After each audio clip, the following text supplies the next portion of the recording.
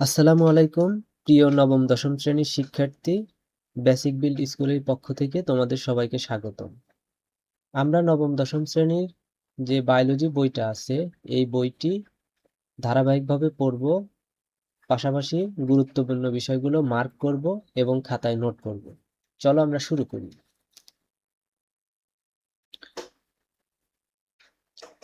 প্রথম অধ্যায়, জীবন পাঠ।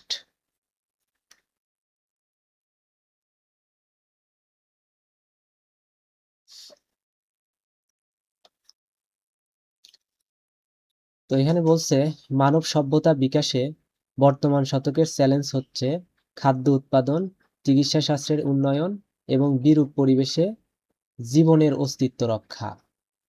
তাহলে এখানে মানব সভ্যতা বিকাশে বর্তমান শতকের চ্যালেঞ্জ রয়েছে তিনটি। এই চ্যালেঞ্জগুলো হচ্ছে কি কি?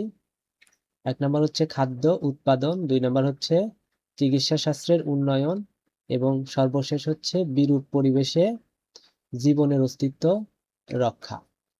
এসব ক্ষেত্রে জীববিজ্ঞানের ভূমিকা অপরিসীম।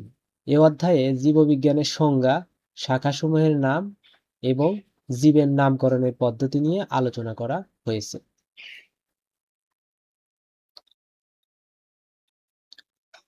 এই অধ্যায় শেষে আমরা যে বিষয়গুলো শিখতে পারবো,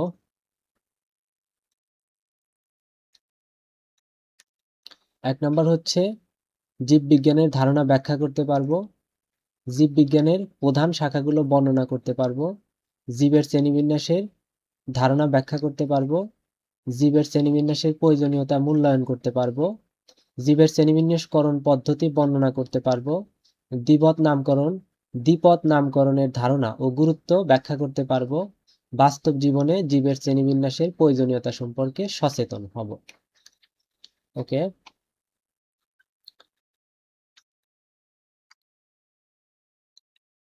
এখানে আছে জীববিজ্ঞানের ধারণা।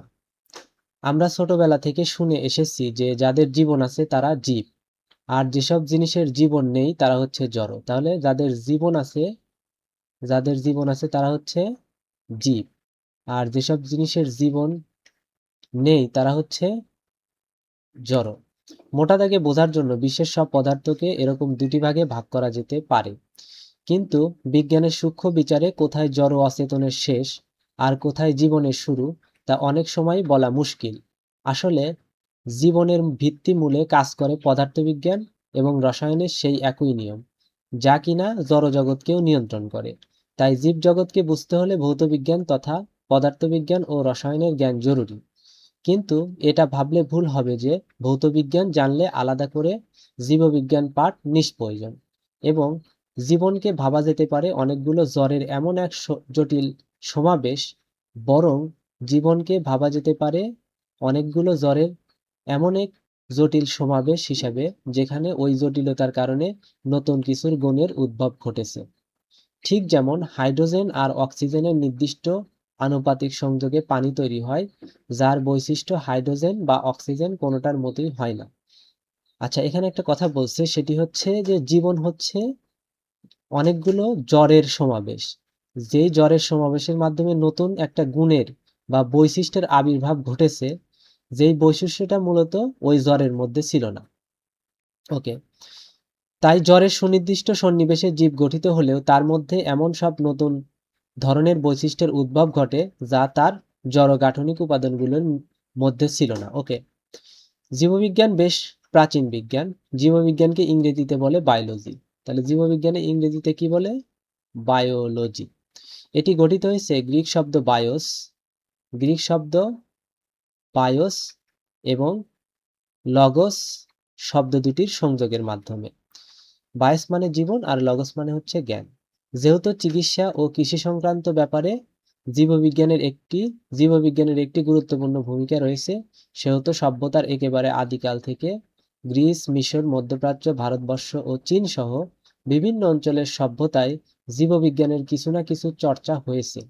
যদিও সেসব চর্চাকে আধুনিক বৈজ্ঞানিক পদ্ধতির বিচারে ঠিক বিজ্ঞান বলা যায় না, তবুও জ্ঞানের এই শাখার বিকাশের জন্য তা অপরিহার্য ছিল। ওকে, তো এখানে আমাদের একটা জিনিস নোট করতে হবে, সেটি হচ্ছে বায়োলজি শব্দটির যে উৎপত্তি। তাহলে প্রথমে দেখো বায়োলজি, বায়োলজি এই শব্দটা কি শব্দ? এটি একটি ইংলিশ শব্দ। এই শব্দটি দুটি শব্দ সমন্বয়ে গঠিত, একটি হচ্ছে বায়োস, আরেকটি হচ্ছে লগোস। এই বায়োস মানে হচ্ছে লাইফ বা জীবন, এবং এই লগোস মানে হচ্ছে নলেজ, যার মানে হচ্ছে জ্ঞান। এবং এই দুইটা শব্দ মূলত হচ্ছে গ্রিক শব্দ। ওকে, আমাদের নোট এটুকুর নোট শেষ। এরপরে দেখো কি বলছে, জীববিজ্ঞানের শাখাগুলো।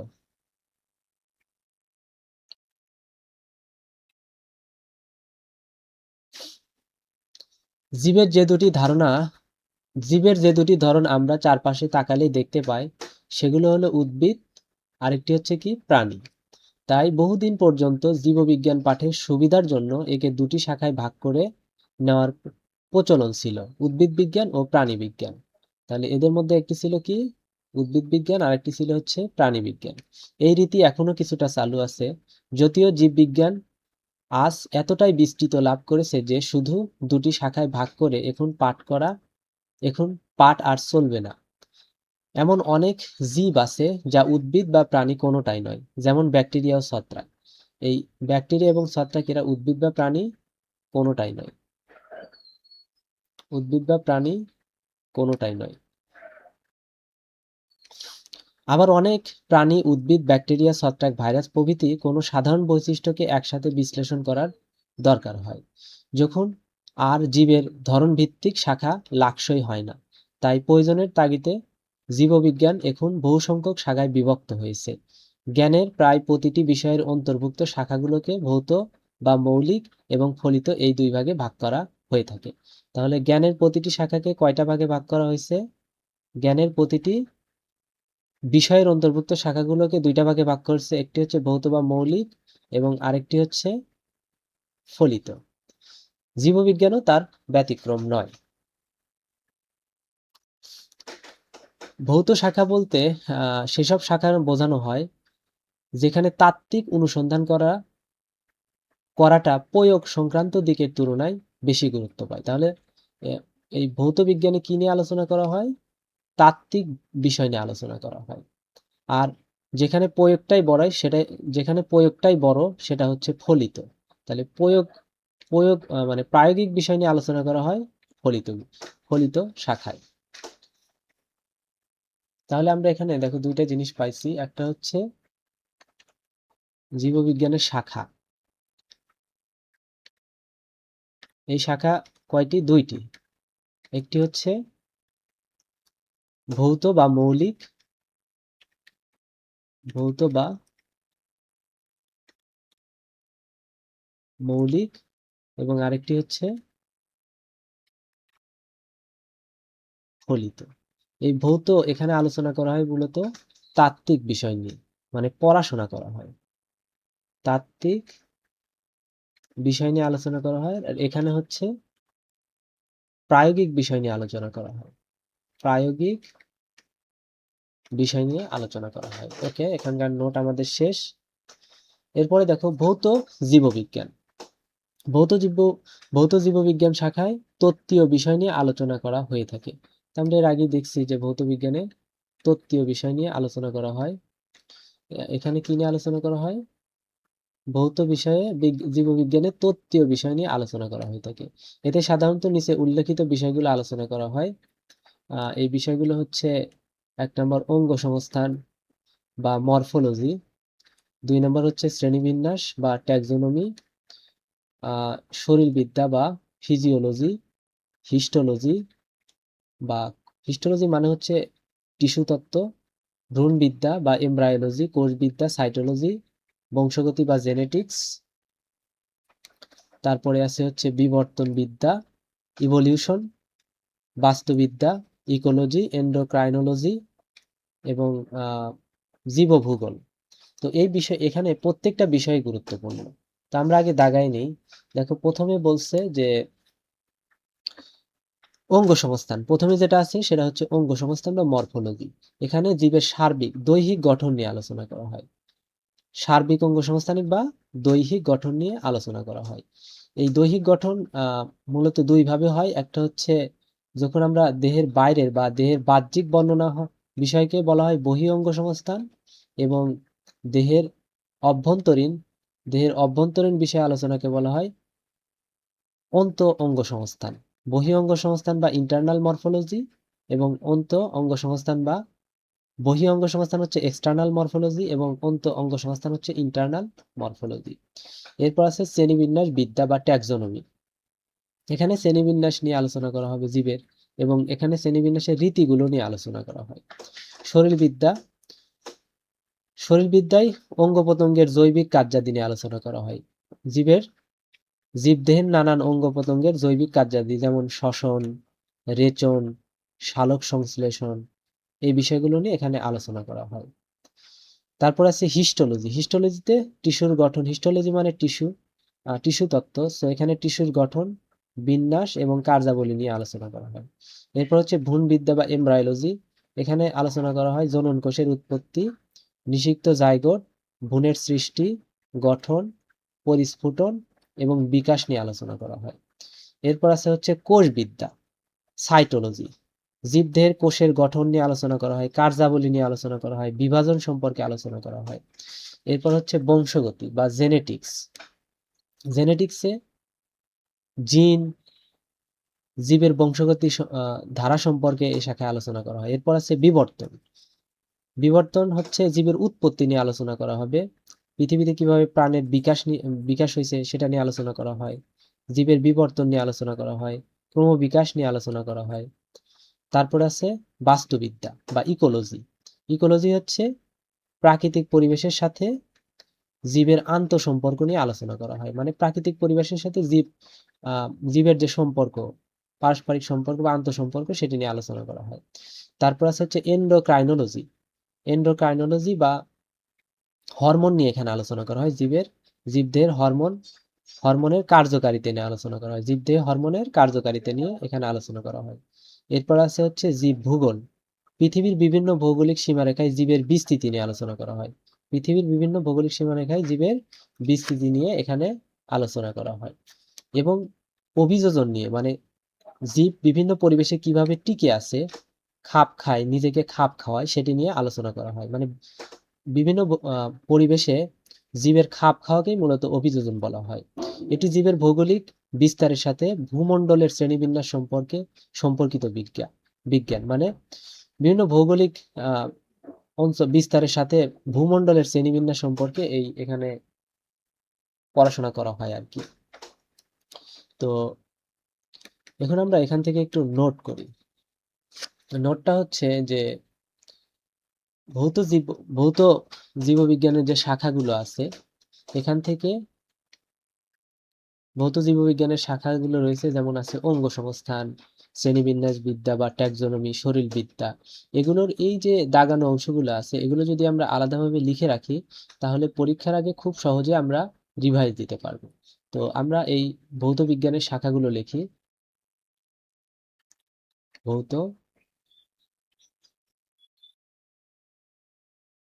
জীববিজ্ঞান। ভৌত জীববিজ্ঞানের মধ্যে কি কি আছে? এক নম্বর আছে হচ্ছে অঙ্গ সংস্থান।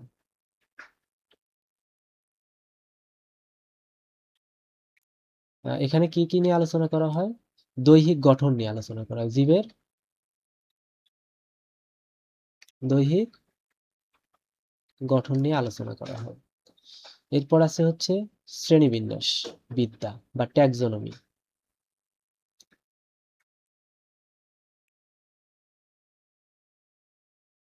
শ্রেণীবিন্যাস বিদ্যা, এখানে আলোচনা করা হয় শ্রেণীবিন্যাস এবং তার রীতিনীতি নিয়ে আলোচনা করা হয়। শ্রেণীবিন্যাস ও তার রীতিনীতি নিয়ে আলোচনা করা হয়।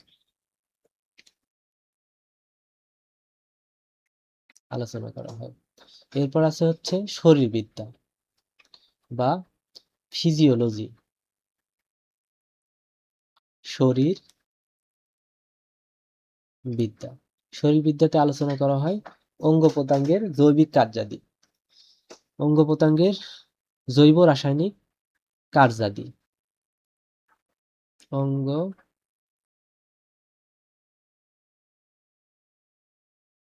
প্রত্যঙ্গের জৈব রাসায়নিক, আচ্ছা,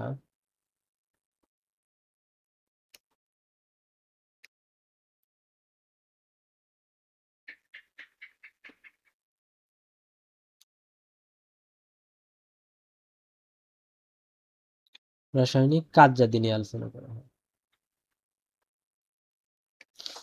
যেমন আছে হচ্ছে রেচন, তারপরে শ্বসন,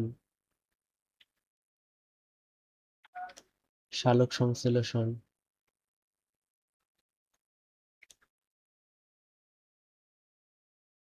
ইত্যাদি। তো এরপরে আছে হচ্ছে হিস্টোলজি বা টিস্যু তত্ত্ব।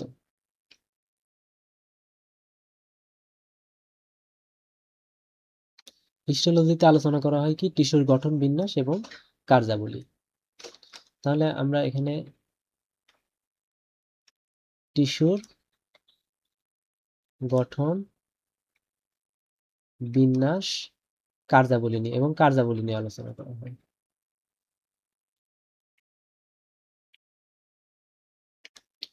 এরপর আছে হচ্ছে ভ্রূণবিদ্যা।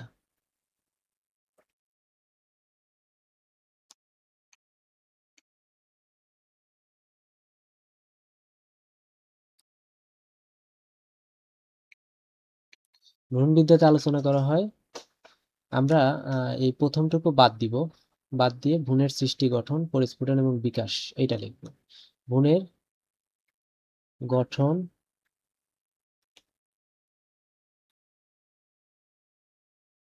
সৃষ্টি এবং বিকাশ।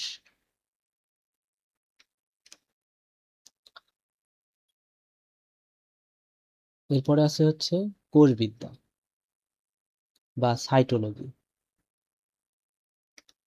কোষবিদ্যাতে আলোচনা করা হয় কোষের গঠন, কার্যাবলী এবং বিভাজন। গঠন, কার্যাবলী, কার্যাবলী এবং বিভাজন।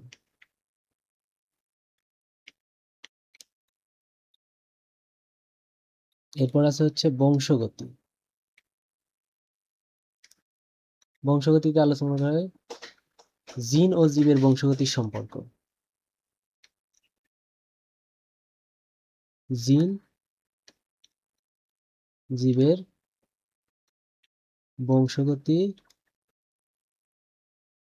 ধারা, সরি জীবের বংশগতির ধারা আলোচনা করা হয়, ধারা নিয়ে আলোচনা করা হয়।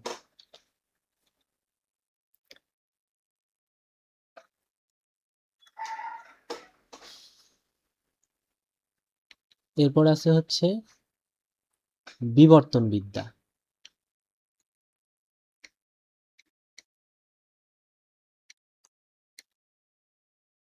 এখানে আলোচনা করা হয় পৃথিবীতে প্রাণের বিকাশ, জীবের বিবর্তন ও ক্রমবিকাশ। তাহলে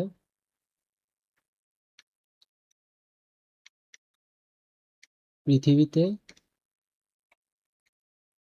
প্রাণের বিকাশ, এরপর হচ্ছে জীবের বিবর্তন, আচ্ছা আমরা শুধু বিবর্তন লিখি, বিবর্তন এবং ক্রমবিকাশ নিয়ে আলোচনা করা হয়, ক্রমবিকাশ নিয়ে আলোচনা করা হয়। এরপর হচ্ছে বাস্তুবিদ্যা।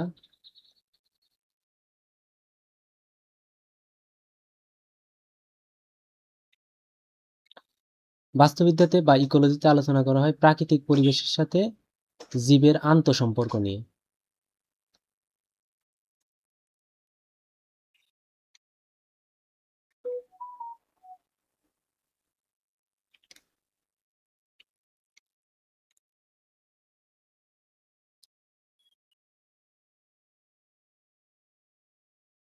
সম্পর্ক নিয়ে আলোচনা করা হয়।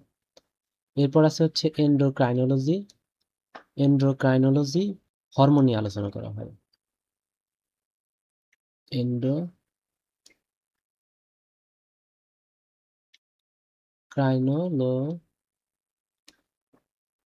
এখানে হরমোনের কার্যকারিতা বিষয় নিয়ে আলোচনা করা হয়। হরমোনের কার্যকারিতা, হরমোনের কার্যকারিতা বিষয় নিয়ে আলোচনা করা হয়। এরপর আছে হচ্ছে জীবভূগোল বা বায়ো জিওগ্রাফি।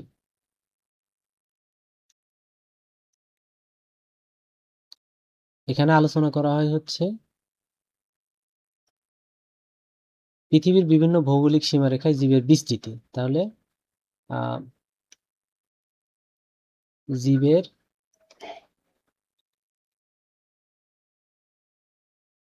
বিস্তৃতি ও অভিযোজন নিয়ে আলোচনা করা হয়।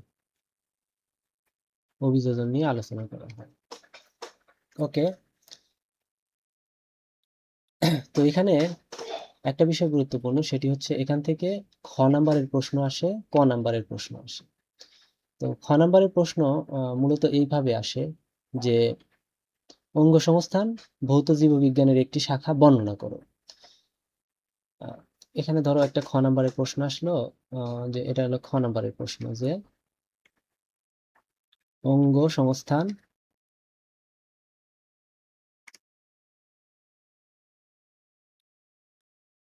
ভৌত জীব বিজ্ঞানের শাখা ব্যাখ্যা করো। তো সেক্ষেত্রে আমরা যে কাজটা করব সেটি হচ্ছে আগে ভৌত জীববিজ্ঞানের যে সংজ্ঞা সেটা আমরা আগে দিব। তো বলবো কি যে এটার অ্যান্সার হবে এরকম, যে ভৌত জীববিজ্ঞানে জীবের তাত্ত্বিক বিষয় নিয়ে আলোচনা করা হয়। ভৌত জীব বিজ্ঞানে জীবের তাত্ত্বিক বিষয় নিয়ে আলোচনা করা হয়। তো এখানে উল্লেখ করছে অঙ্গ সংস্থান।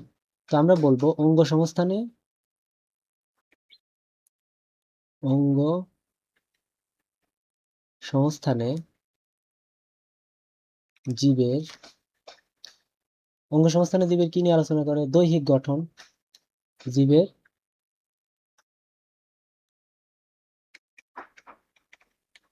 দৈহিক গঠন নিয়ে আলোচনা করা হয়, যা তাত্ত্বিক বিষয়। সুতরাং অঙ্গ সংস্থান ভৌত জীববিজ্ঞানের একটি শাখা। বা আমরা এই কারণে লিখতে পারি, এখানে আমরা আরেকটা কাজ করতে পারি, এখানে লিখতে পারি ব্যাখ্যা। আচ্ছা, সরি, একটু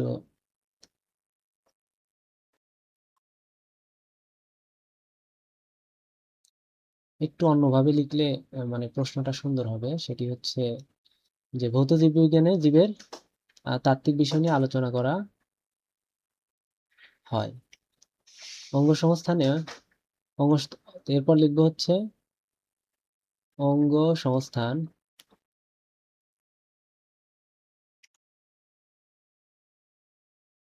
ভৌত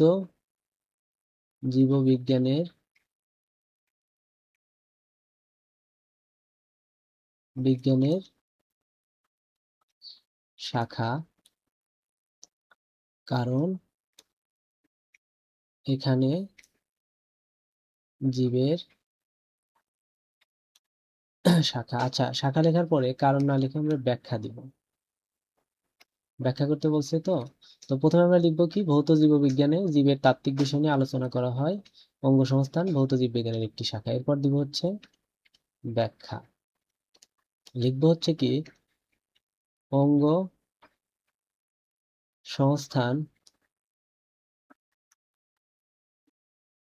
সংস্থান জীবের দৈহিক গঠন নিয়ে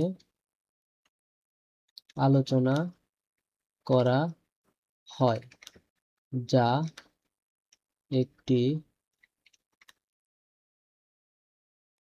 তত্ত্বীয় বিষয়। এই জন্য অঙ্গ সংস্থান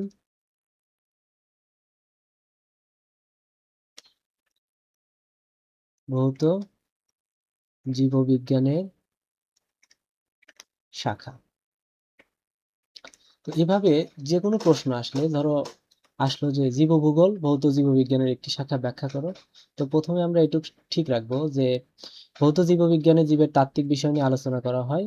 তারপরে লিখবো হচ্ছে জীবভূগোল ভৌত জীববিজ্ঞানের একটি শাখা।